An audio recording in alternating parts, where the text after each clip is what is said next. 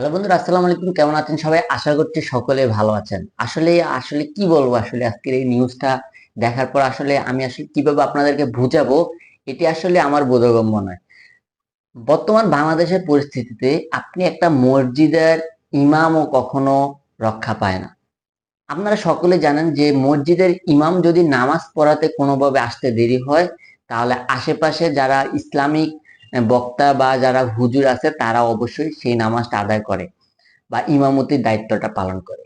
কিন্তু একই পরিবারে যখন ইমামতি নিয়েই চাচা ভাতিজাকে ইমামতি দ্বন্দ্বে চাচাকে খুন, ভাতিজা যখন চাচাকে খুন করে ফেলে, আসলে এই বিষয়টা খুবই, আমরা মুসলিম হিসাবে খুবই লজ্জাজনক বিষয়। যুগান্তর পত্রিকা আজকে একটি নিউজ করেছে, সেখানে লেখা আছে ইমামতির দ্বন্দ্বে চাচাকে খুন, ভাতিজা গ্রেপ্তার। নেত্রকোনার পূর্বদলায় ইমামতির দ্বন্দ্বে হাসিমউদ্দিন 65 বছর বয়স নামের এক ব্যক্তিকে হত্যার অভিযোগ উঠেছে তার ভাতিজার বিরুদ্ধে। এই ঘটনায় মামলার পর শুক্রবার সকাল 7টার দিকে ঢাকার ধামরা এলাকা থেকে অভিযুক্ত শাহজাহানকে গ্রেপ্তার করে জেলা গোয়েন্দা পুলিশ ডিবি।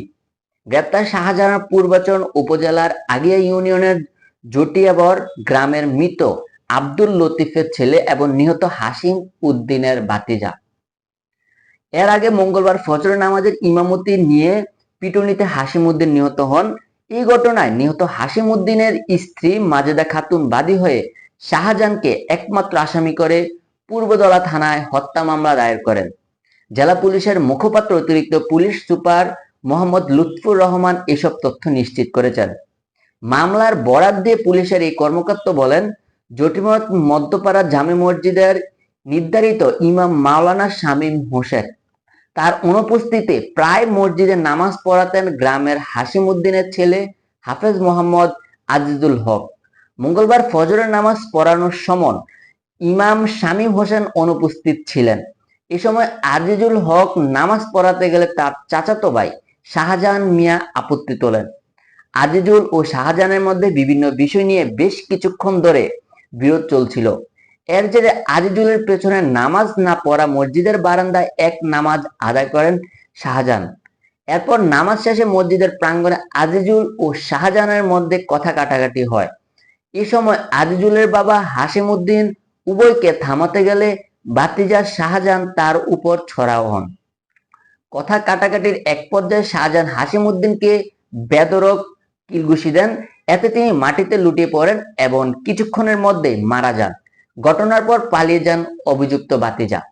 আসলে এই নিউজটার মূল একটি কাহিনী আছে, সেটা হচ্ছে আপনার মসজিদের ইমাম নামাজ পড়াতে আসে নাই, সেক্ষেত্রে সেই এলাকার মানে মসজিদটা যেখানে আছে সেখানে যে বাড়ির যে একটা ছেলে ছিল, তিনি মসজিদের ইমামের অনুপস্থিতি আসলে নামাজটা পড়াতেন। কিন্তু একদিন ফজর নামাজ পড়ানোর সময় তার চাচাতো ভাই তার পিছনে নামাজ পড়াতে, তিনি নামাজ পড়তে চাচ্ছিলেন না এবং পরবর্তীতে তিনি মসজিদের বারান্দায় নামাজ পড়েন। নামাজ শেষ হওয়ার পর যখন যে ছেলেটা ইমামতি করে নামাজ পড়াতো, সেই ছেলেটা যখন মসজিদের বাহিরে আসে, তখন দুই চাচাতো ভাইয়ের ভিতরে কথা কাটাকাটি হয় এবং অনেকক্ষণ ধরে তারা ঝগড়াঝাটি হাতাহাতি পর্যন্ত চলে যায়। পরবর্তীতে যখন যখন তাদের ঝগড়া থামাতে আসে, তখন অন্য চাচাতো ভাই মানে যিনি ইমাম ছিলেন, উনি এসে আপনার ওই চাচার উপর চড়া হন এবং এক পর্যায়ে ওই চাচা মৃত্যুবরণ করেন সেই মসজিদের ভিতরে। আসলে বাংলাদেশের বর্তমান পরিস্থিতিতে আপনি আসলে কাকে বিশ্বাস করবেন বা কার উপরে আপনি নির্ভরশীল হবেন, এটা আসলে বলা অসম্ভব। এই যে একটা দেখেন, নামাজ পড়া নিয়ে আমাদের মুসলিমদের ভিতরে দ্বন্দ্ব তৈরি হয়েছে।